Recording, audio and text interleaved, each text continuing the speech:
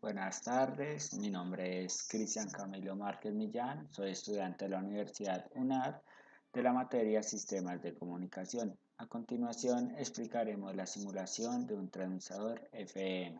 Primero observaremos este diagrama de bloques del transmisor y de recepción para FM que fue presentado en nuestra fase 2.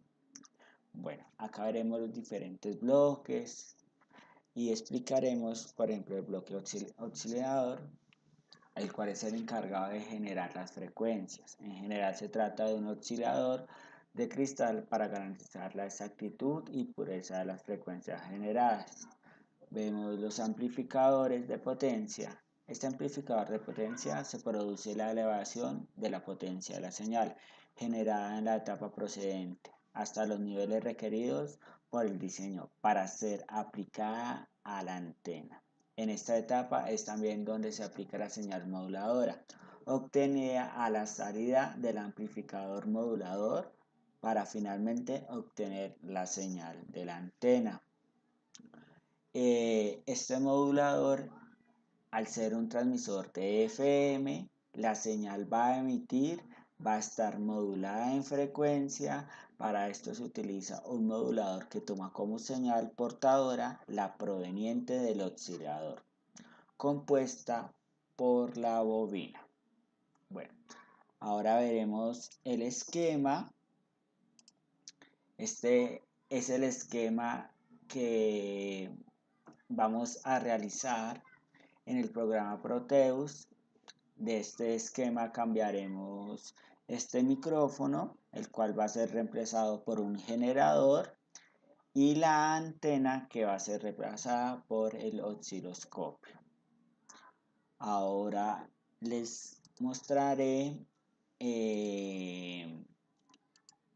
la simulación realizada en el programa Proteus.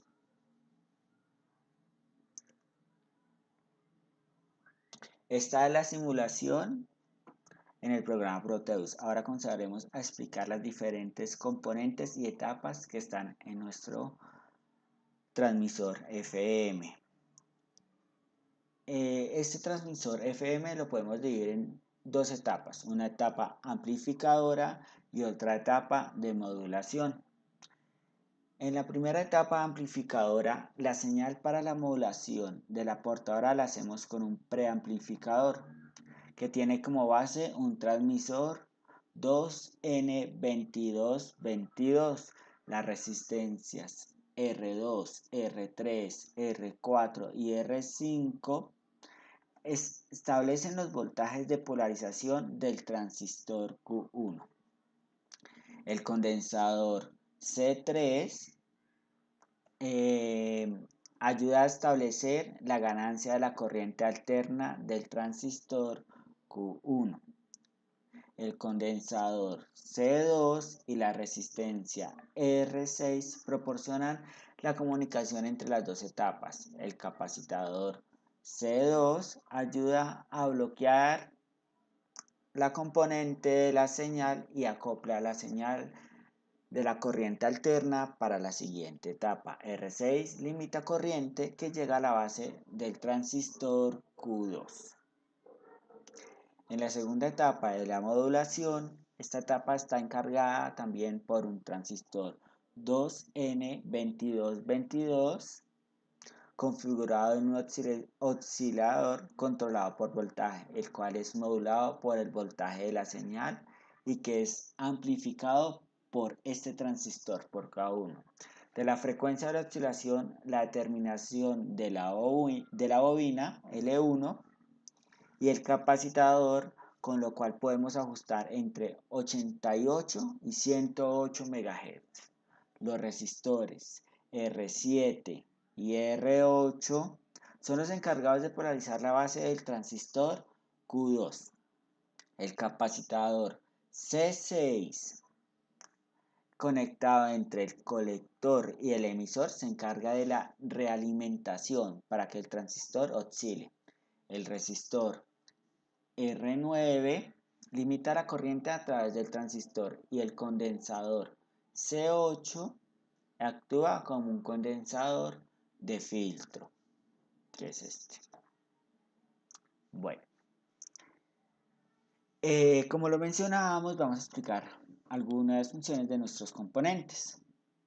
Entonces, R1 establece la polarización de nuestro generador. C1 acopla la señal, digamos, de nuestro generador a K1. Este es nuestro generador de señales. Este R2, R3, R4 y R5 establecen los voltajes de polarización de la corriente continua de Q1, que es nuestro transistor Q1. Q1 amplifica la señal del audio captada por nuestro generador. C3 establece la ganancia de la corriente alterna de Q1. C4 previene una operación inestable del circuito. R7, R8 y R9 establecen el voltaje de polarización de la corriente continua de Q2. También podemos observar acá que entre Q2, L1 y C5 conforman un circuito oscilador controlado por voltaje, el cual es modulado por el voltaje audio que es amplificado por Q1, por nuestro transistor. C5 es usado para sintonizar el circuito oscilador, estableciendo la frecuencia de transmisión. R6 limita la corriente que llega a la base de nuestro transistor Q2. Y finalmente C2 bloquea los componentes de la corriente continua de la señal y acopla los componentes de la corriente alterna para la siguiente etapa. Bueno, vamos ahora a correr nuestra simulación. Acá damos que nos genere el osciloscopio y nuestro generador de señal. En la modulación de frecuencia FM se modifica la frecuencia de la señal portadora, es decir, la onda portadora se repite más o menos veces en un segundo dependiendo de la señal moduladora. O sea, podemos decir que mayor frecuencia, mayor oscilación. Acá vamos a modificar la frecuencia y observaremos los resultados.